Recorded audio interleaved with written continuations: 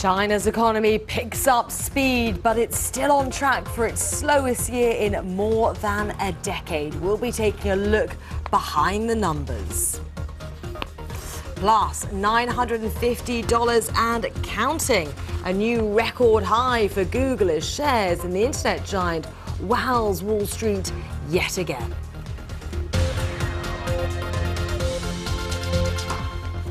A very warm welcome to you. This is World Business Report with me, Alice Baxter. Also coming up for you in the programme, unfair exchange.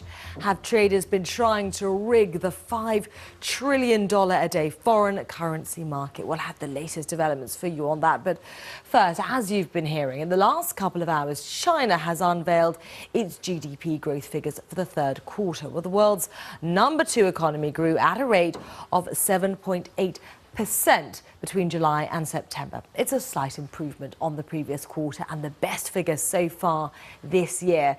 And it's down to improving demand for China's goods around the world and at home, which have boosted factory production and retail sales. It means China's on track to hit the government's growth target of 7.5% for this year. Now, that might sound good compared with most major economies, but for China, it's the weakest growth since 1999. Beijing's trying to rebalance the economy after 3 decades of surging growth fueled by exports and investment. Our chief business correspondent, Linda Yu, explains. China's growth is slowing, but is this deliberate? The government wants the country to grow more sustainably, which means rebalancing the economy. Take a look at this. Currently, spending by households in China accounts for just over a third of all national output. That's half of that of the US. In fact, China has one of the lowest levels of consumption in the world. For most developed economies like the UK and Japan, it's around 2/3 of GDP. But on the flip side, investment by firms is nearly half of Chinese output. And as you can see, that's actually 3 times higher than the US and the UK. China wants this to change, to rely less on investment, as some firms are borrowing too much, which can be risky, and increase consumption, get more of the middle class to spend by raising their incomes. By rebalancing in this way, the Chinese government is aiming to grow at 7.5% this year, which is a lot slower than in the previous decade, but they hope this will ultimately be more sustainable. Managing that slowdown, though, is no easy task. Well, Grace Ng is senior China economist at JP Morgan, and she joins me live now from our Hong Kong bureau. Many thanks for joining me here on the programme. So growth in China, it's picking up, but it's still its slowest pace since 1999. Why?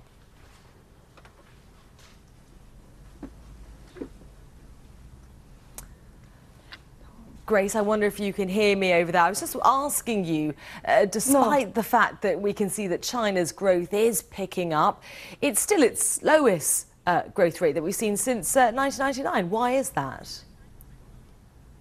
Yeah, this is basically reflecting the fact that firstly, after the global financial crisis, China's export sector growth has not been matching what we saw in the previous decade, and therefore export sector is no longer that strong a driver of growth. And at the same time, the government is trying to rebalance growth on the domestic front so as to achieve a more balanced growth support from the consumption and the investment front. If they are doing this successfully, then hopefully we will see more sustainable growth in the medium term. So this is a very deliberate action on the part of the Chinese government to slow down growth from those double-digit figures that we've become used to seeing over the past decade or so. This restructuring and rebalancing towards consumer consumption, domestic consumption. That's exactly the case. And what about this question mark that still hangs over the reliability of these numbers? Yeah, there is definitely always the question about how reliable the numbers are.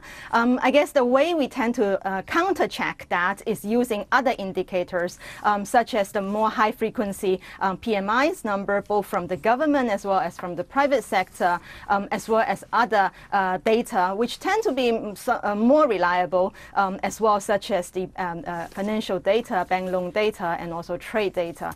If you look at that from various angles, it is quite consistent that China's growth was picking up somewhat in the third quarter on both the external side as well as the domestic side. And on that, actually, the government's a clarification of its policy target, as in they want to stabilize growth in July, actually helped quite a bit with regard to the domestic sentiment and therefore supporting domestic activity overall.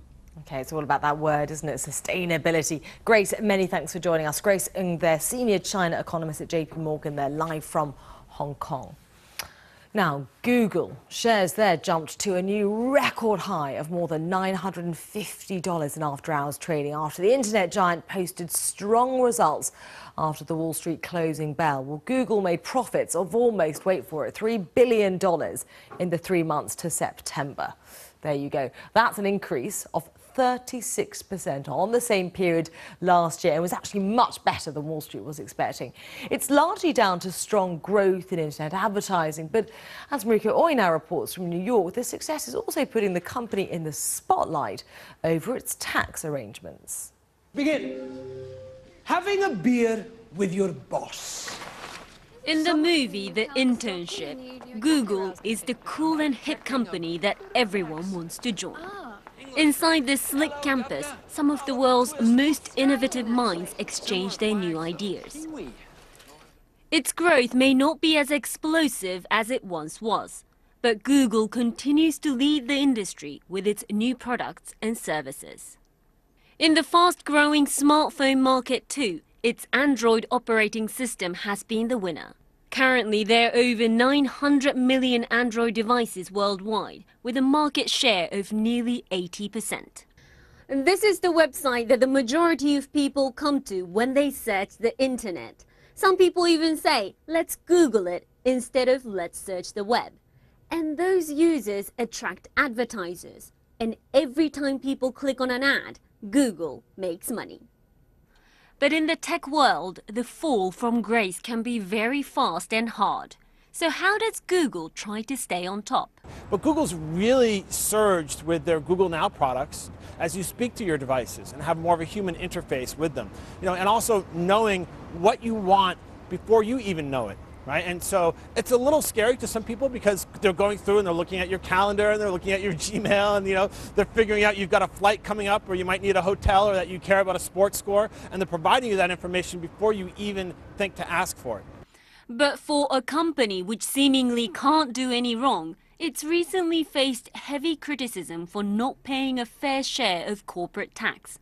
While not illegal, Google has been taking advantage of low tax rates in countries like Ireland.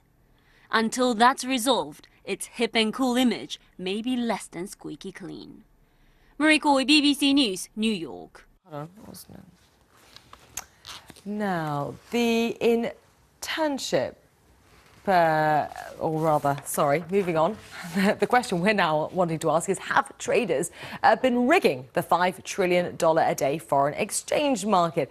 That's the question that regulators are now asking from London to Hong Kong to New York. In the last few hours, financial news organisation Bloomberg has reported that the authorities are examining electronic messages sent between senior traders at top banks over the past 3 years. Well, the BBC Sharon Jetlel has been following this for us in our Singapore bureau. Sharon, what else do we know on this?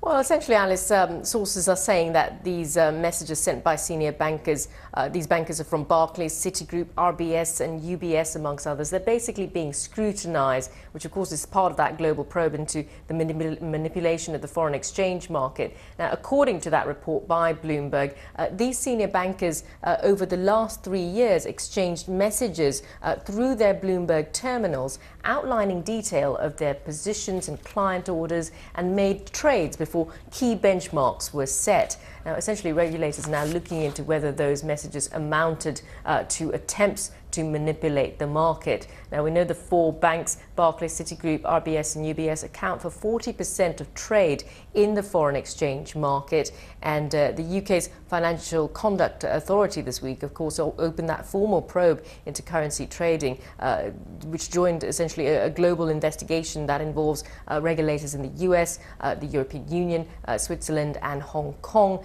This inquiry comes as regulators around the world basically examine the possible abuse of financial benchmarks by companies that actually play a crucial role in setting them.